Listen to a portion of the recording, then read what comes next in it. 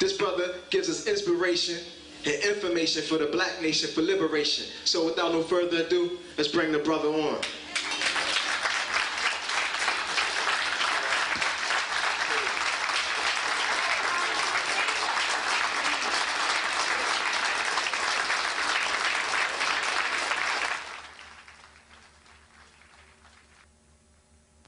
We can find no other people fitting the description of the lost brother, the lost sister, or the lost sheep, except we, the 50 million or more, mentally and spiritually dead black men and black women here in the hells of North America.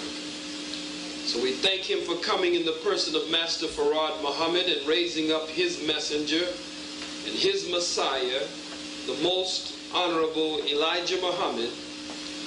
And we thank the two of them for the man who is the premier leader of our time, my spiritual father, my teacher and mentor, who is responsible for my spiritual rites of passage.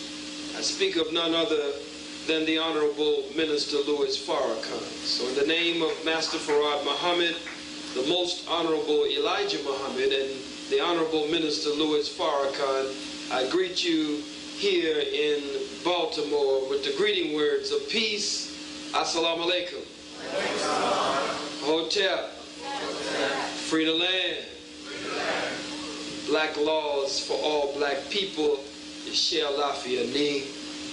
It's indeed my honor and pleasure to be back with you here in Baltimore. We got hung up out there on that devil's turnpike and coming down 95. We had to practice a little black law on the way. The traffic was so backed up, we had to just take the shoulder for much of the way. And then it was backed up in other sections. The subject that we have been given here tonight, and I want to cover that subject and cover as much of the ground as we possibly can and leave some time for a question and answer period. I want to begin first with the topic that was given to me, dealing with black law. Certainly the evening is to cover black law and to cover that which is revolutionary and will lead toward the liberation and salvation of the black nation and guidelines for warriors. These were the aspects of the theme that I was asked to touch on tonight. Black law, many mistake black law, don't understand what black law deals with. Some say even that black law is contrary to divine law, that black law is contrary to God's law. But I'm here to respectfully say tonight, from the teachings of the most honorable Elijah Muhammad, that black law is divine law. Black law is God's law. What is black law? Are we just talking about something that is written on paper? The law of something is the very nature of that thing. It is the universal and cosmological natural law of reality that is the motivating and prime moving force in that thing's existence and in that thing's life. Everything lives and exists and has its being according to a law. Everything. And what we must understand is that every time we defend a law, we break a law at the same time. Let's look at it. I'll run that again. Every time we defend a law, we break a law at the same time. And so the question is it possible to obey black law and white law at the same time?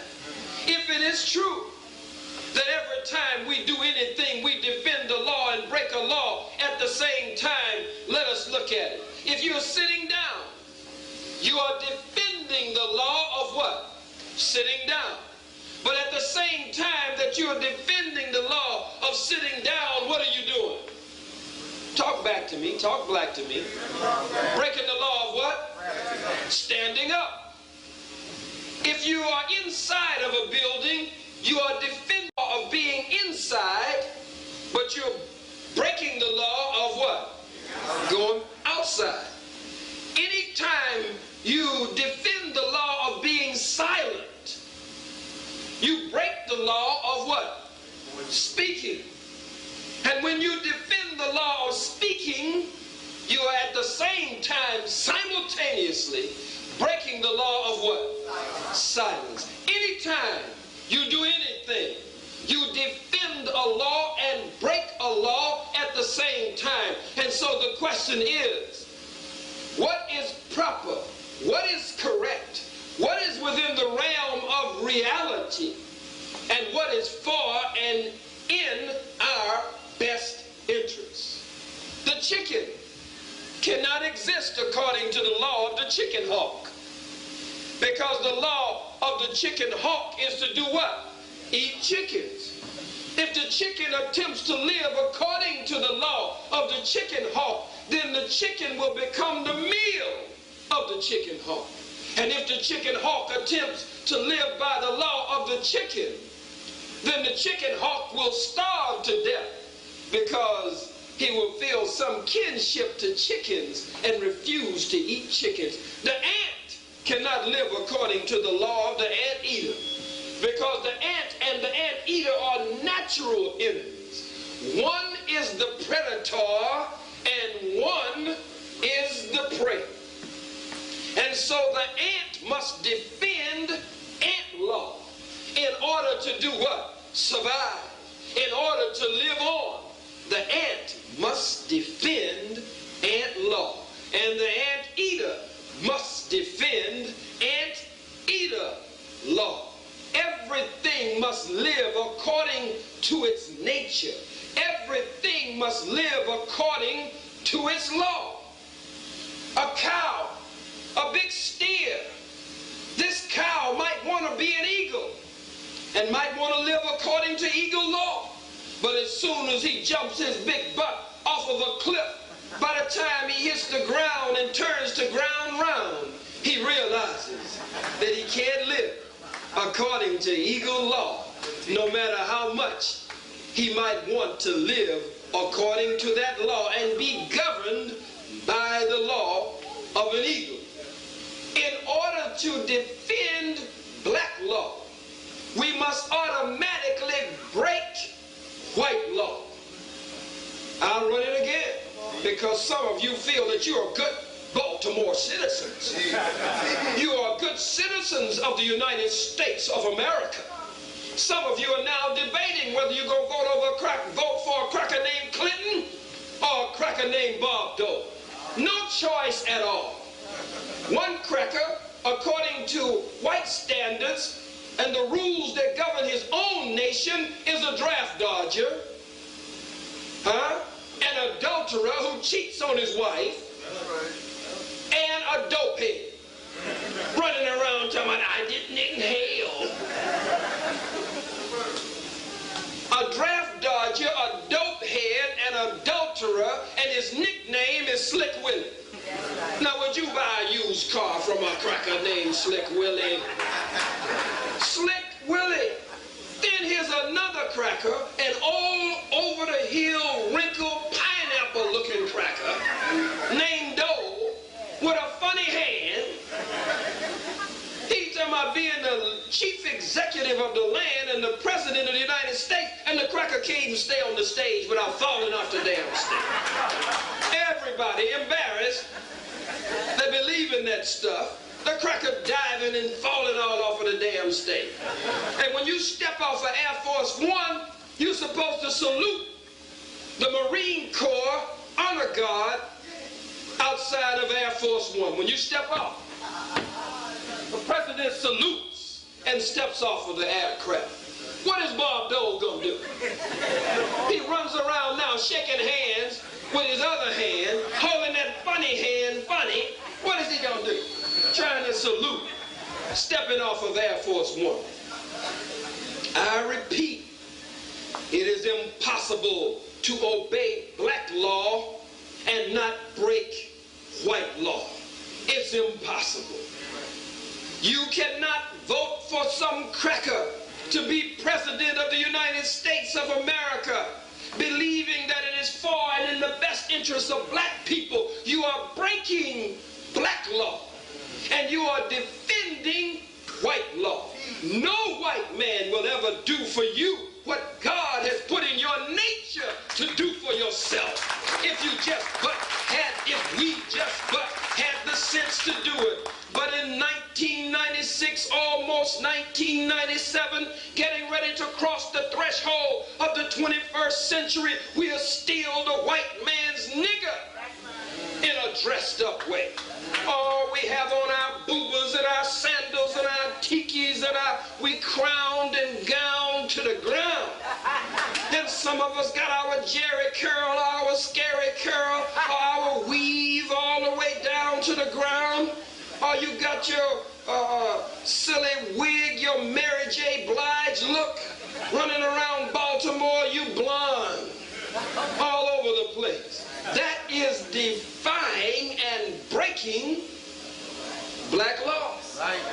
You cannot try to look like your enemy and your oppressor and deny yourself and your nature, the nature in which God has created you, and say that you are defending black law. You are then breaking black law. And if it is God, the almighty, all-wise creator, who formed and fashioned you wonderfully and majestically and marvelously that way, and if you hate yourself being that way, then you're not only breaking black law, but you are breaking God's law. You are breaking divine law. You are breaking the law of the Creator, because it is the Creator who fashioned you that way. It is impossible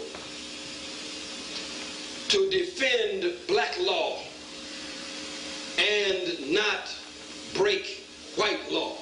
Impossible to defend white law and not break black law. Some of you have gone voting crazy. You look all over the country, Negroes running all over the place talking about rock the vote. Don't want to rock no boat and pull no coats. It's time to vote. We've been voting ever since the Peckerwood allowed us to vote. We have over 8,000 black elected public officials.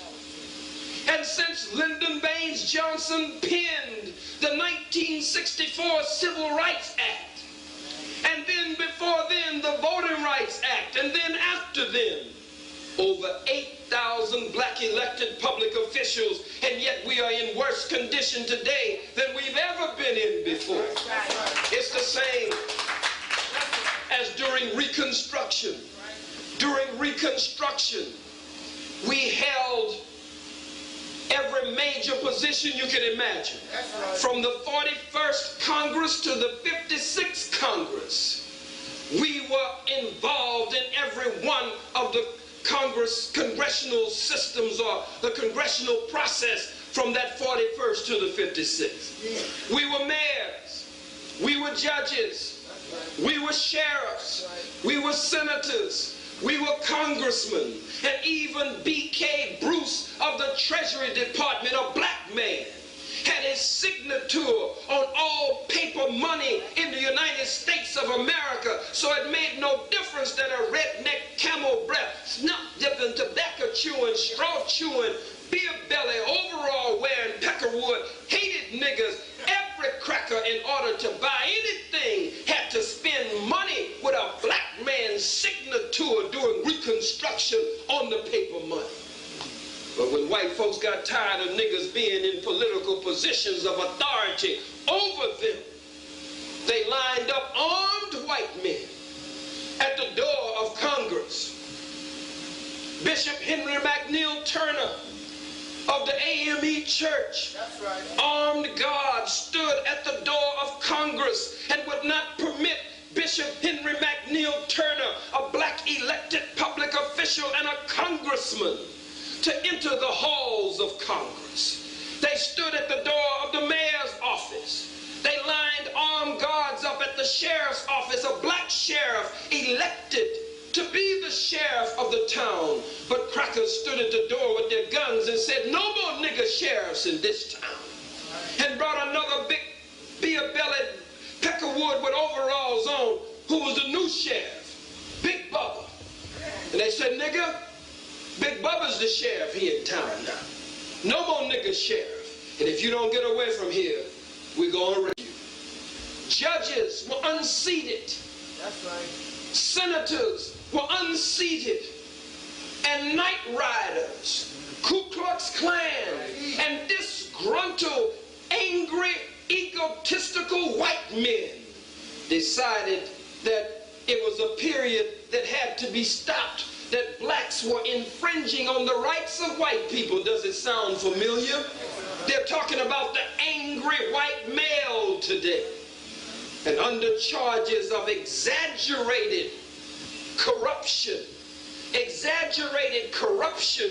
in politics, the poor black man was swept from political positions. It looked like a period of political prosperity.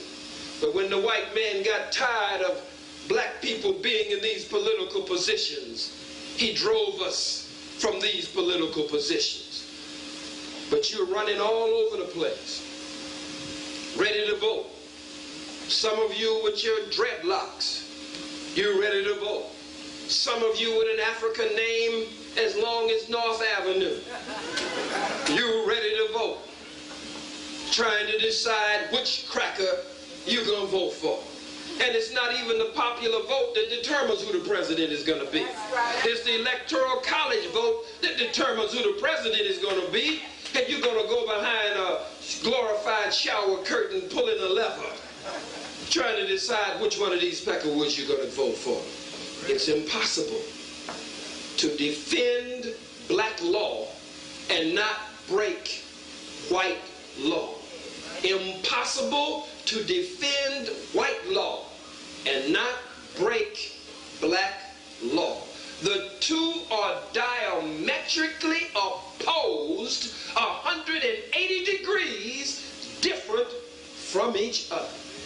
You cannot seek freedom and independence for black people and talk integration talk with white folks.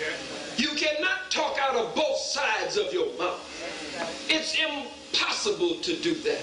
You cannot say we must get away from the color game and the skin game when you are black and your color and your melanin is what marks you and hooks you with the universe and links you with the spiritual, divine, universal, and cosmological order of things. You cannot say we must get away from that and say that you are defending divine law and defending black law. Right. We, brothers and sisters, must understand the very nature in which God has created us. We are righteous by nature.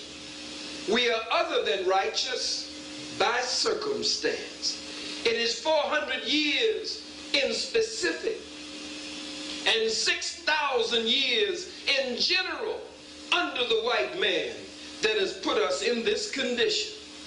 400 years in specific and 6,000 years in general that causes us to break black law today. You can't say you're defending black law when you will eat anything, put anything in your body, eat whatever you saw the peckerwood eat. Ham hocks might be good for the white man. Pork chops and pig feet might be good for the white man. A whole lot of meat might be good for the white man. But it's not good for your delicate system. You cannot defend white law and not offend and break black law at the same time.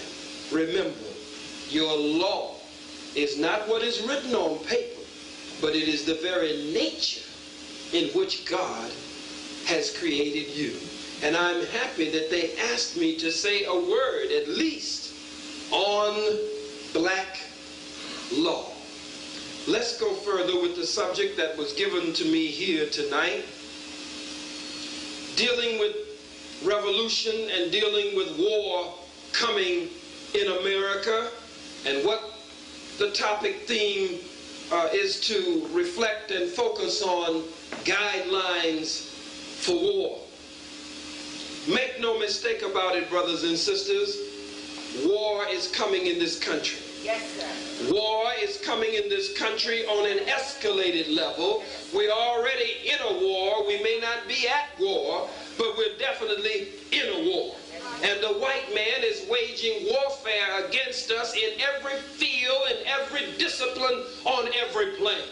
It makes no difference if you're a basketball nigger. The white man is waging war against basketball niggers. A football one, a baseball one, an actor on the big movie screen or the small television screen. It makes no difference. The white man is waging war.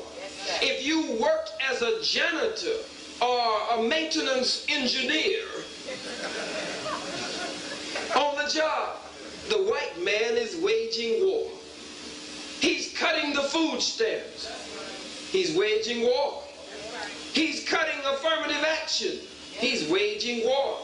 Section 8 entitlements. He's waging war. The attack on the black student who cannot finance an education, the white man is waging war. He is working to maintain white supremacy.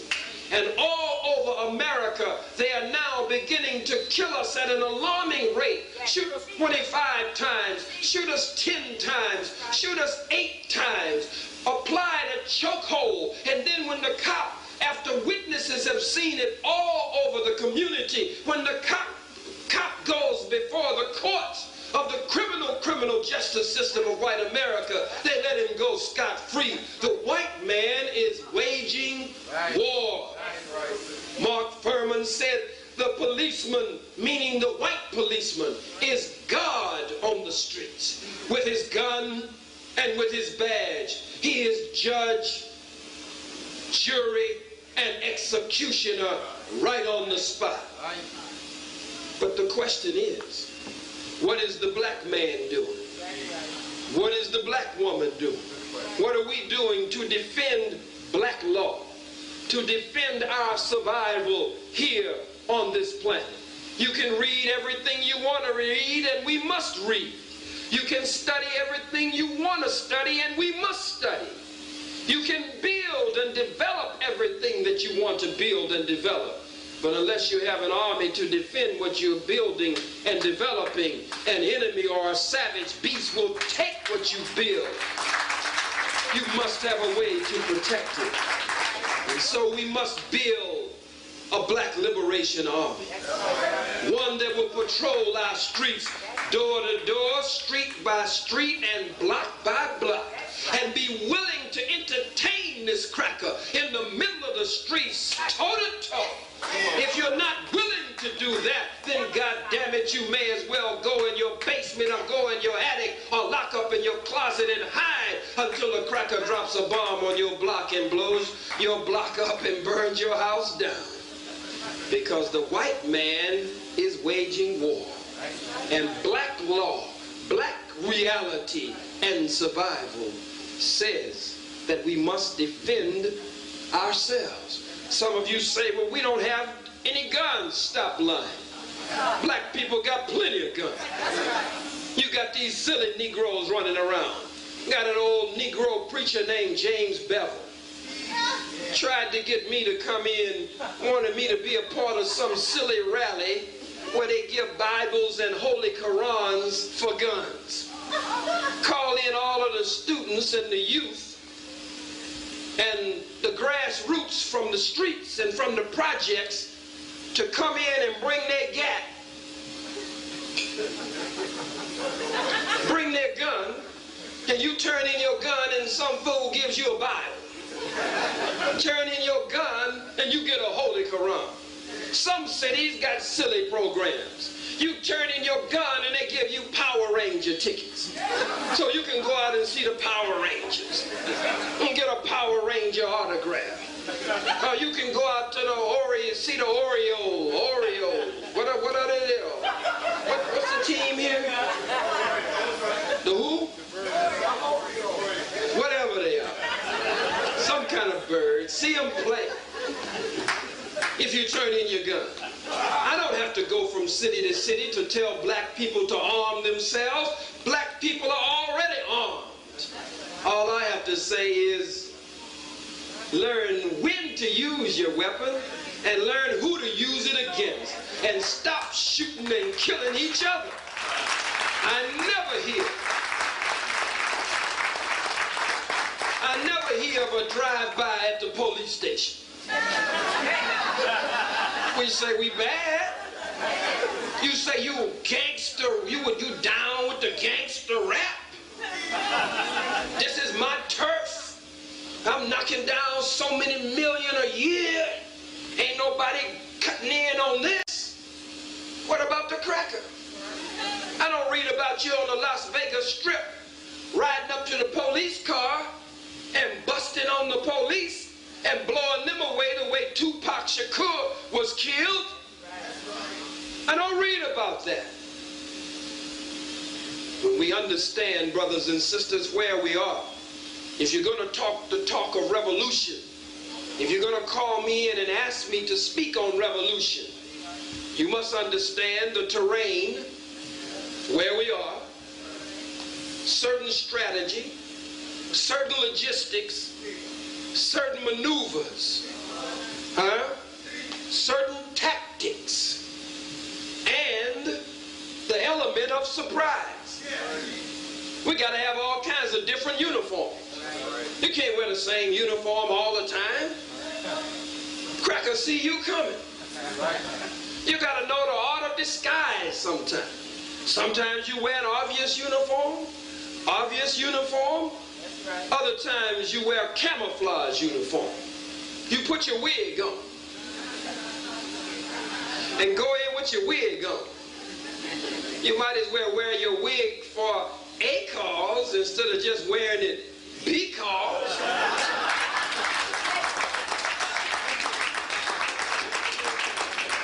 And I'm scared to encourage that too much. Some of you just some wig-wearing mamas. That's why you don't get much out of these lectures. Your wig too damn tight. Get a larger size. The art of camouflage. We must understand how to go in behind enemy lines and move and maneuver behind enemy lines. You got to learn that when war comes in this country, we don't all have to have guns. Some of you are in very strategic positions to do some serious revolutionary stuff. Right from where you are. In the kitchen. At the restaurant. Taking care of little Johnny. Little Kathy. Little Cindy. Little Dana. Taking care of old Merv. Old Doug. Some of you drive Miss Daisy. You got to know how to work on Miss Daisy. But damn it, drive Miss Daisy crazy. Drive Miss Daisy in a damn ditch in the middle of the night and pray that she have a heart attack. All of these are revolutionary actions. The Mau Maus in Kenya under Jomo Kenyatta. Revolutionaries under Amilcar Cabral in Guinea-Bissau. Revolutionaries under Fidel Castro in Cuba. Revolutionaries under Mao Zedong in China. The revolutionaries under Che Guevara. The revolutionaries there in Northern Africa in Algiers under Ahmed bin Bella. The revolutionaries under the great revolutionary Ho Chi Minh. You got to understand revolutionary warfare. You got to understand that whatever you do, wherever you are a soldier for the liberation of your people. You are a warrior for the liberation of your people. If you're a preacher in the church, you must be a revolutionary preacher. If you sing in the choir, you must be a revolutionary who sings in the choir. Whatever you do, you got to be a revolutionary. Wake us up. If you're an artist, your art must reflect the revolution. That's right. If you're a musician, your music must reflect the revolution. If you write movies, then your movies must move and motivate a movement. If you're a rapper, you must be a revolutionary rapper, and you must drop liberation lyrics that will pick your people up. That's right. Don't just be a nigga who wants to be an Italian. Talking about you a gangster rapper. And every time we see you, you trying to be some so-called Jew or so-called Italian mobster. You trying to be Al Capone, the Teflon Don, looking like a damn fool on MTV and BET, disgracing us before the world. Looking like some damn Italian mafioso. This is madness. Revolution means complete, constructive change. The Bible puts it this way: as it was in the beginning, so shall it be in the ending. But you've got to know how it was in the beginning if you're going to make the end come out right. How was it in the beginning? You're the mother and father of civilization. While the white man was crawling around on his all fours, you gave civilization to the world. And so you are the great people of righteousness and morality and righteous conduct for the planet Earth. And if the earth and the world is ever to be straight again, then the black man and black woman, the people of God himself, must return to divine law, God's law, black law. Accept your own and be your beautiful, godly, righteous black self again, and give the white man back. Give the white man back his beer, his whiskey, his wine. Give him back his dope. He got you shooting up stuff, and you got rocks and crack cocaine and snorting powder or white powder all up your nose. The white man knew he made us his nigger. That's why he made the powder white. Damn it, he knew if he would have made it black, you hate yourself so much you wouldn't even touch it. Get away from that black stuff. I ain't putting that black stuff no more. I ain't dealing with that black stuff. So he makes it white. Some of you revolutionaries, high all the damn time. Right. What kind of revolution you gonna fight and you high all the time? Some of you with dreadlocks down to your knees, talking about my herb. You know the herb, you know it's natural. Cause when I smoke my herb, you know, I mean, when I smoke my herb, I can think better. You a lying nigga. You can't think no better. Hell, if we could have thought better, we would have been over a long damn time ago. As much herb as you smoking, ain't growing no corn, ain't growing no beans, ain't growing no spinach, ain't growing nothing, got a damn pot, growing some pot in your house. Before it's over, you might have to cook that stuff and eat it. A revolutionary that's drunk all the time. Revolutionaries that hang out in the bars and drink all the time and stagger out of the bar. But you're a revolutionary. Revolution means, again, complete constructive change. We have been the white man's nigger. Revolution means that we must return to what we were before, which is close to our nature, and evolve even higher than that. That's right. But we cannot build a nation of our own practicing the filth, the immorality, the indecency, the freakishness, the homosexuality, the low-down life that we have picked up from the white man. If the white man's world is falling under the weight of its own corruption, how can we build a new world order? And that new world order, and I'm not talking, don't bug out on me. Did you hear him? He said we're going to build a new world order. Some of y'all get a term and just go crazy. Is he talking about Global 2000? Did you hear him? He said we're going to build a new world order. That's kind of negative. Is he talking about 666, the mark of the beast?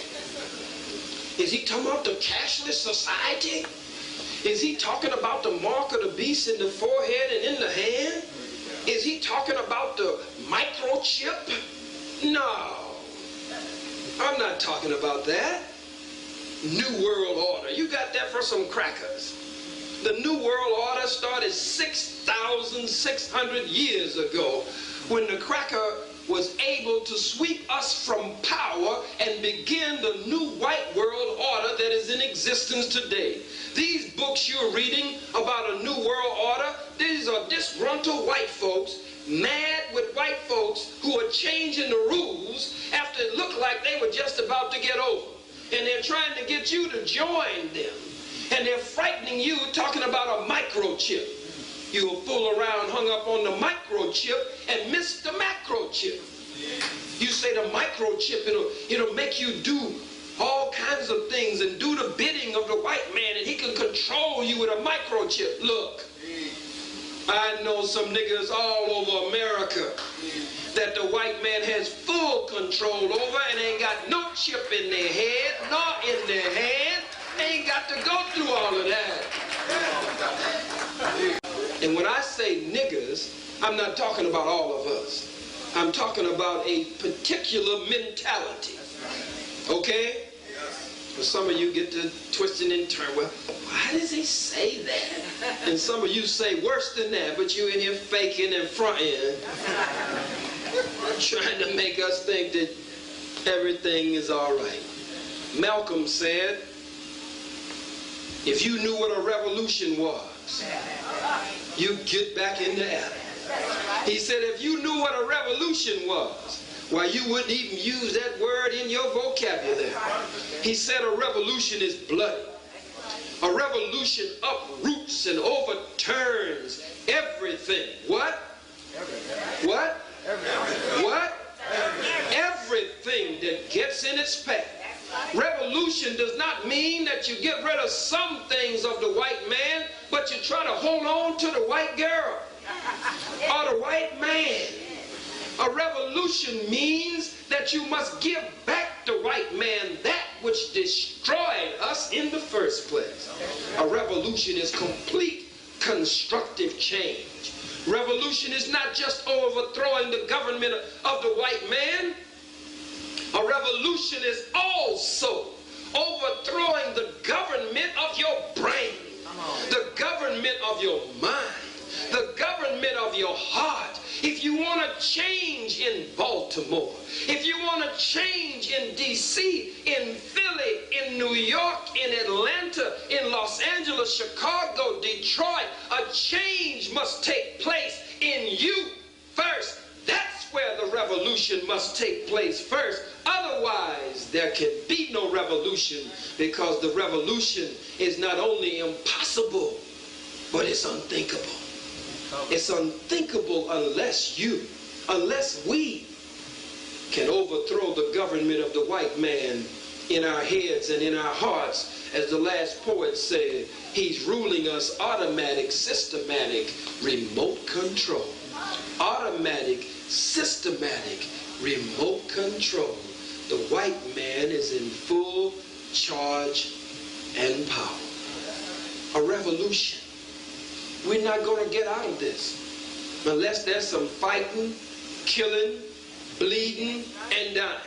You think you're going to vote your way out of this? You're going to march your way out of this? You're going to picket your way out of this? You're going to just throw a temper tantrum in the streets and white folks are going to say, well, we've been wrong. You think that's what happened in South Africa? You think F.W. de Klerk woke up one day and said, oh, we've been so wrong. Come on, Nelson. We're going to make you the president, Nelson. That's not what happened.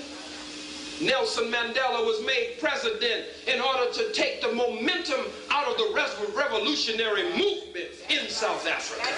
It was a pressure cooker and it was about to blow. And Nelson Mandela was the symbol of the revolution, being held as a political prisoner. And so the white man released Nelson after 27 years. Conditioned Nelson before they let him out. And so Nelson held no Nuremberg trial. He held no Johannesburg trials. He held no Soweto trials. He held no Cape Town, no Port Shepstone, no Izingumweni trials. And then he held some little mock trial and gave them executive clemency before they even came in the courtroom. That's a joke.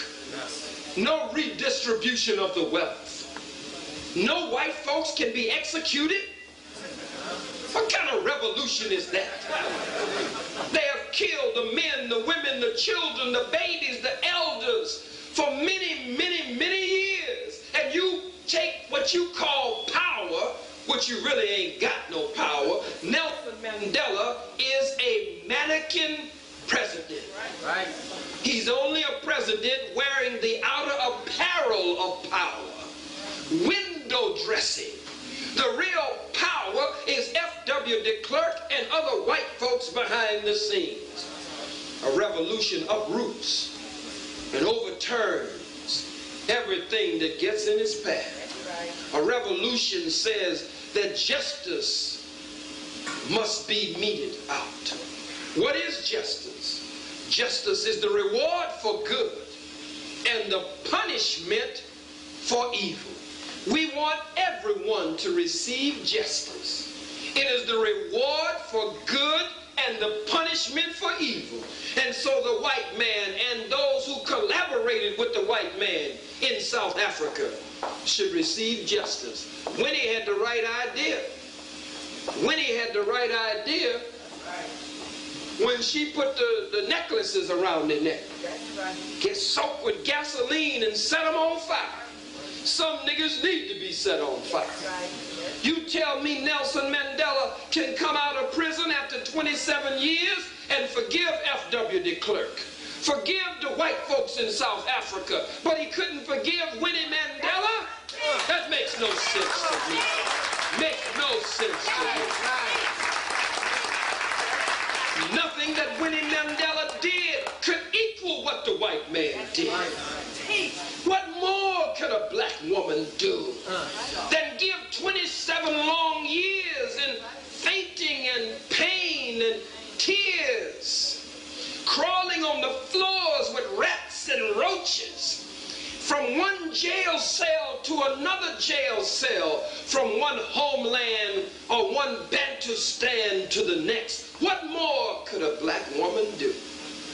Winnie Mandela gave her all, not knowing if she would ever be able to kiss her man or put her arms around her man or lie in bed with her man ever again. But you tell me this nigga can come out of prison and forgive all the white folks and now run around with white women calling her Rafika or comrade? Jews all around him? But when he pushed out of the circle, you're not critical thinkers. Don't talk to me about revolution unless you got revolutionary thinking, revolutionary critical thought, revolutionary ideology and philosophy and doctrine that will lead us toward a complete and constructive change. I'm almost finished. You need to keep me posted on the time so that we have at least 30 minutes for questions. They said we have to be out of here at 10. What time is it? So maybe 5 more minutes on the lecture, and then we will go into our question and answer period. Revolution is bloody. That's right. A revolution means complete constructive change. How can you be a revolutionary if you're trying to decide whether you're going to be a Democrat or a Republican? And if they won't include me as a Democrat or a Republican, I'm going to start a third force. What kind of third force? Are you crazy? There are 100 senators in America. How many blacks do we have? And she's questionable.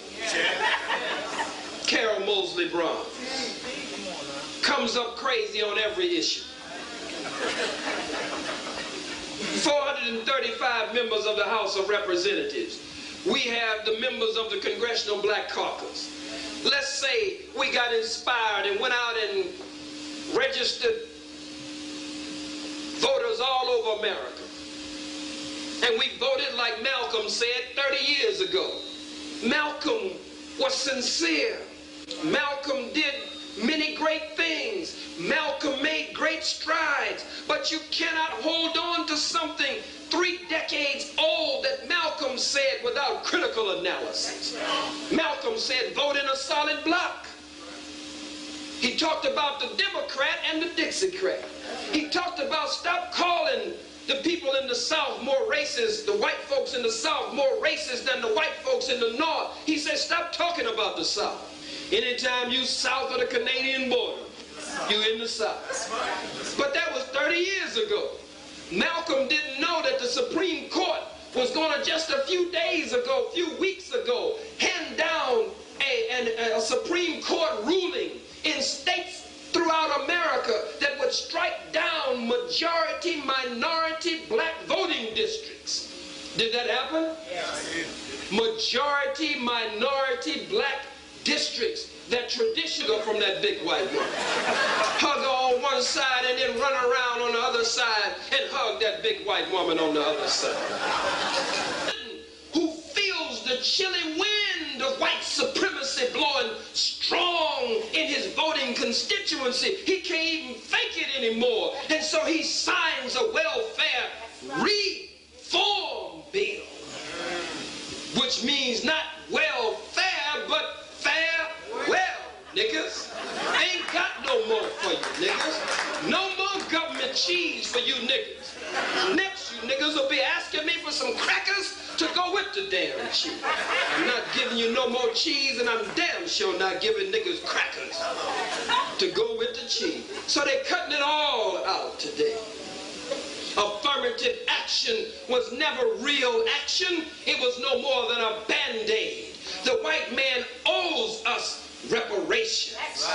More, he owes us affirmative action and reparations on top of the affirmative action. But revolution means that we would not just accept some paper, some wrinkled paper with some dead Peckerwood president's picture on it. That's not revolutionary. Our great-great-grandparents, our ancestors would turn over in their graves if they knew that all we wanted was some wrinkled paper with some dead Peckerwood president's picture on it. We want land. Some of this good earth that we can call our own, a nation of our own.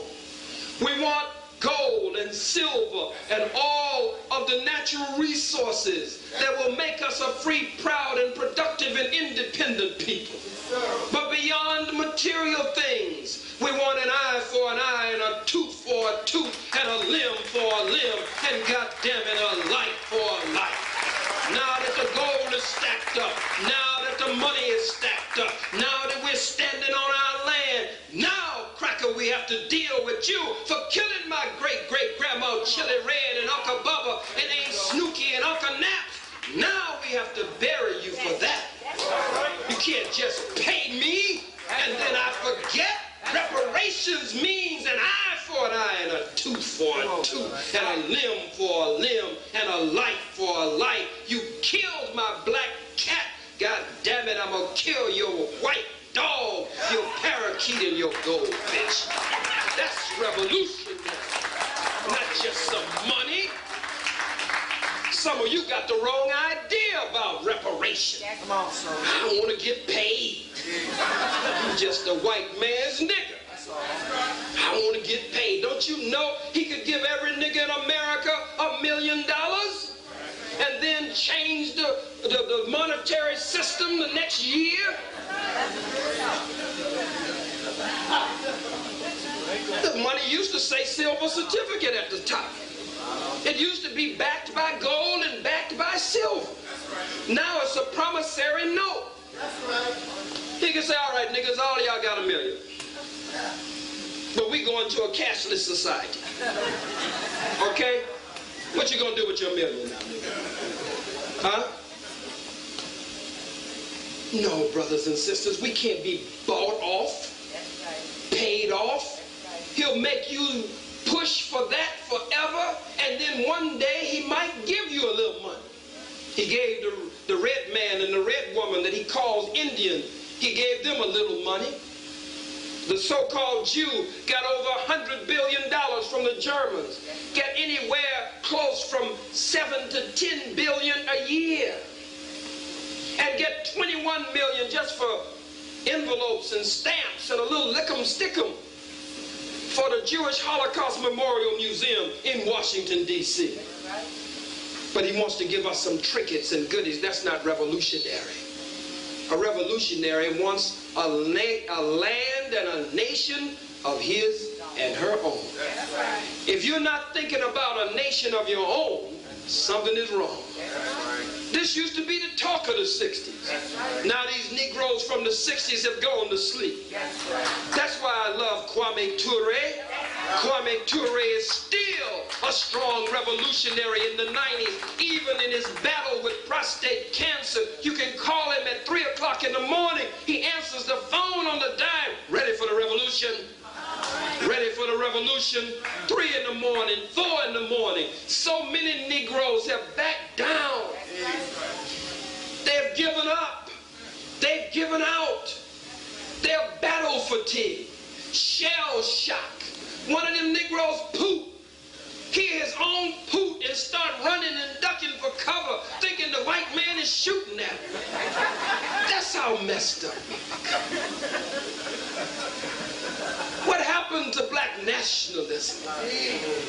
You come with all of this Africa on, and you don't talk about states in America, fighting for states in America. You don't talk about the liberation of the African continent on the basis of Pan-Africanism.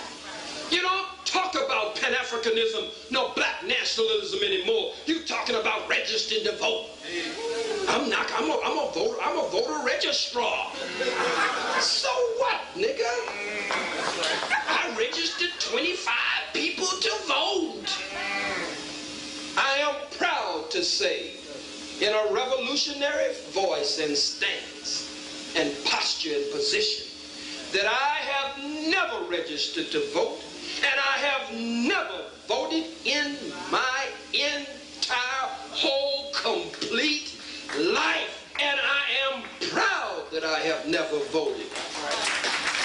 Some of y'all can't clap.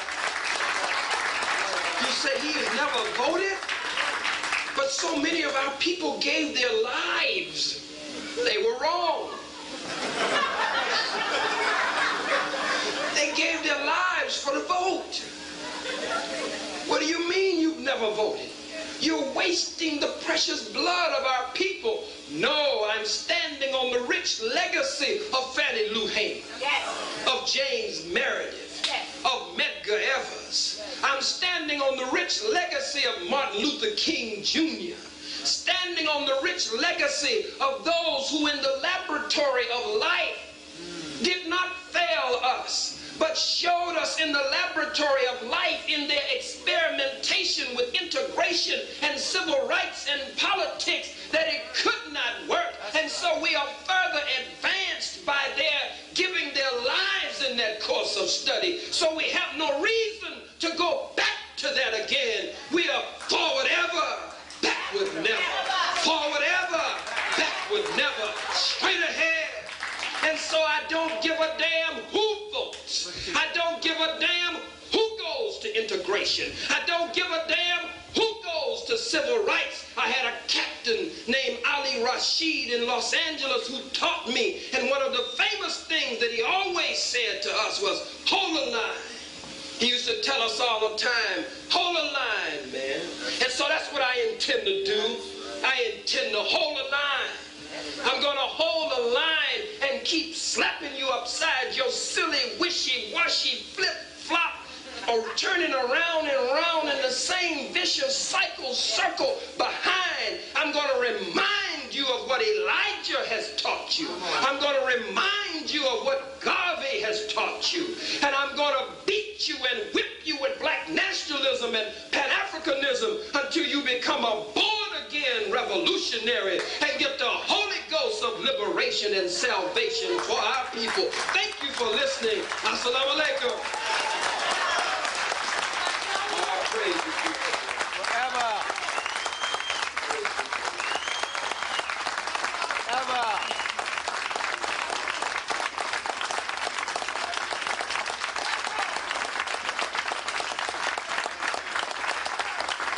Let us give the brothers and sisters who are responsible for this forum here in Baltimore during the times when our people are going in the other direction and not taking and making such a bold stand. Let's give them a strong black hand for keeping reality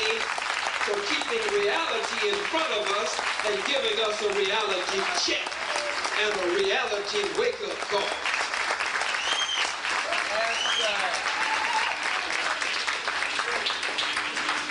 I'm honored to be standing on the stage tonight. Of course, we have Brother Muhammad who's standing here. Give him a strong black hand. Mighty soldier that stands with us at all times. Brother Talib, you see these brothers all over the screen. They're always on hand to give life and to take life if necessary. And my son, Farrakhan, give him a strong black hand standing with us here tonight. I see a brother who's been in the struggle a long time and who has been holding the line. Brother Eli Tubman, give him a strong black hand. In the audience is Dr. Nana Kosawa. You know her as Dr. Patricia Sekhmet Newton. Give her a strong black hand.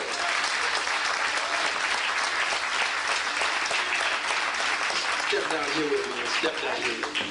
And standing on both sides of me, I'm very honored to stand with these two young men, because this is the young man who invited me November 29th, 1993. This was the leader, the president of the Black Student Organization on the King College campus in Union, New Jersey, Brother Al Kareem Muhammad, who invited me to King College. Give him a strong black hand. He's gone on to get his radiology degree, and is now working on what degree? And now working on his communications degree, and still at King College. 3 presidents have left King College since I was there. They got rid of 3 presidents, and the chancellor's a president. He's still there and will be graduating soon, has already gotten one of his degrees. And in the spirit of Brother Kwame Ture or Stokely Carmichael of 30 years ago. But from the Howard University campus 30 years ago, it was young Stokely Carmichael, now Kwame Ture, who bucked the Negro administration and who opened up the doors and helped to organize students all across the country in colleges and universities. From that base at Howard University, it was young Stokely Carmichael, Brother Kwame Ture, who opened the doors to Minister Malcolm X when he was the national spokesman of the Honorable Elijah Muhammad. And 30 years later, following in that same spirit and in that same tradition of Brother Kwame Ture, or formerly Stokely Carmichael, and Huey P. Newton and Bobby Seale, both of these brothers, but from the Howard University base, the one who brought me in and shook up the world like Brother Kareem did from King College. And Howard was given the name of distinction, the Mecca of hate, because he set up the Black Holocaust conferences there on that campus, convened them, and it went out on C-SPAN. It went out all over the world. And he has now graduated from Howard University, gone on and graduated from law school, and gotten his law degree and passed the bar the first time, Attorney Malik Zulu Shabazz. Give him a strong black hand. Both of these brothers and sisters, following in the tradition of the great student leaders of the 60s. So, yo, what's up?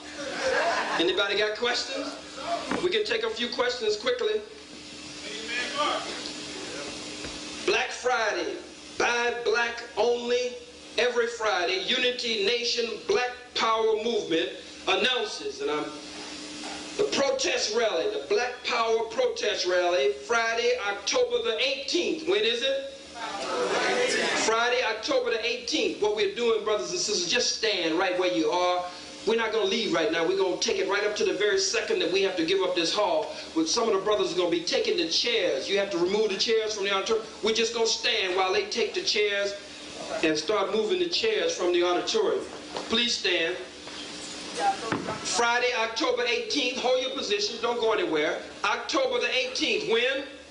From 5:30 to 8 p.m. with an economic blockade. An economic blockade of Korean-owned Andes carryout, 5001 Georgia Avenue Northwest at Kansas Avenue in Washington, D.C. I will be there. Attorney Malik Shabazz will be there. And we are dealing with the bloodsuckers of the black community. That's this coming Friday, October the 18th, starting at 5:30, an economic blockade of Korean-owned Andes carryout, 5001 Georgia Avenue Northwest at Kansas Avenue. Now understand from what I was told that they also want me to do public donation. I'm going to take a few questions, and they also want me to do a public donation to follow up the one that was already done earlier in terms of admission. I'll take questions in just a few seconds. Do you have some kind of container, brothers, you wanted me to do it? You have a box or something you're going to do it in? Or you have a hat or something? Is there anyone here? We need a couple of crowns or a couple of hats. Here's one. Here's one right here. You got some from back. And we've got we don't want to block him back there. We've got Dr. Jesse McDade behind me. Give him a strong black hand, Dr. Jesse McDade. Don't want to these y'all, sir. Give him a hand, brothers and sisters. We've got a basket here. Is there anyone who will give $100 or $50 or put together? You know I can't work for the white man. Ain't no white man gonna hire me. And I've got to leave here. I'm leaving here. I'm going into New York briefly, but this weekend I will be in Oakland, California for the 30th anniversary of the founding of the Black Panther Party. I'll be there with Brother Bobby Seale. I'll be there with Sister Erica Huggins. I'll be there with Sister Tarika, who's the first sister to join the Black Panther Party. I'll be there with Sister Elaine Brown. I'll be there with Brother Aaron Michaels of the new Black Panther Party from Dallas, Texas. Some of you saw us when we went down in Texas with our assault weapons and shotguns and everything when they were burning black churches in the South. We organized Crips, we organized blood. Don't pass the basket, just hold it for a second. Okay. Just hold it. Come up front with it, please, sir. Come up front. So I'm working not only with the Nation of Islam. I met for the most major and serious private meeting that I've had with the Honorable Minister Louis Farrakhan after I'd been trying to get a meeting with him for over 3 years. I met with him last Wednesday night. We bumped into each other at a funeral, and we met and I had dinner at his home, and we're supposed to meet on the eve, the 15th, of the World Day of Atonement at the United Nations. I just thought I would share that with you, and we will see by God's grace what will come out of that meeting. So I intend to continue to work with the Nation of Islam to whatever degree that I am permitted to work with the Nation of Islam, because that's where my heart is. That's my foundation. And he's my mentor and my teacher, and the one, as I said earlier, who brought me through my spiritual rites of passage. But I also intend to work with the Black Panther Party in rebuilding the Black Panther Party from a black nationalist perspective. And so that's what I'll be doing. So I'll be with the brothers with the bow ties, and I'll be with the brothers with the semis. Do we have anyone who will give $20 or $25? Even if you've already given. We need to raise some money here. Brother Hebrew, $50. Get it from him. Give him a strong black hand. $50, Brother Hebrew. Come on, give him a strong hand, brothers and sisters. $50. Is there anybody else who will give 100 or who will give 50? Come on, brothers and sisters. We're flying all over the place. We're driving on these long highways. We're from hotel to hotel, from home to home. We're rolling and taking care of everything else that needs to be taken care of. Is there anyone else who will give 50? Is there anyone else who will give 50? What about 100? I'm going to stop a minute. We're going to take a pause for the cause. Anybody who will give $25? How many will give $25 or $20? What's your name, sister? Sister Shanita? What? Yes, ma'am. I just don't know who the check should be made out to. Who should they be made out to, brothers and sisters? From reality. Who should they be made out to? Make the check out the conscious views. Brother Marlowe. Make them out to who? Conscious views. There's a bank account under Conscious View? Conscious views. Conscious Views. Conscious Views. How many 20s and 25s do we have? Your name? How much? I'm sorry? Marlowe and Corey. Brother Marlowe and Brother Corey. How much? $30. Give them a strong black hand. Who else do we have here? Brother, right here. Just give me your name. Brother Will. How much, sir? $20. Brother Will. Give Brother Will a strong black hand. Sister Ruby. Sister Ruby Lawrence. All right. How much, Sister Ruby? $25. Come on, give them a strong black hand. Even if you're broke, you can encourage others. Who else? Brother Eli Tubman. How much, sir? $20. Brother Eli Tubman. Give him a strong black hand. I don't want to be calling you by name, and you might have changed it. Have you yet? He's working on it. All right. Huh? Brother Africa. Give him a strong black hand. You can't go wrong.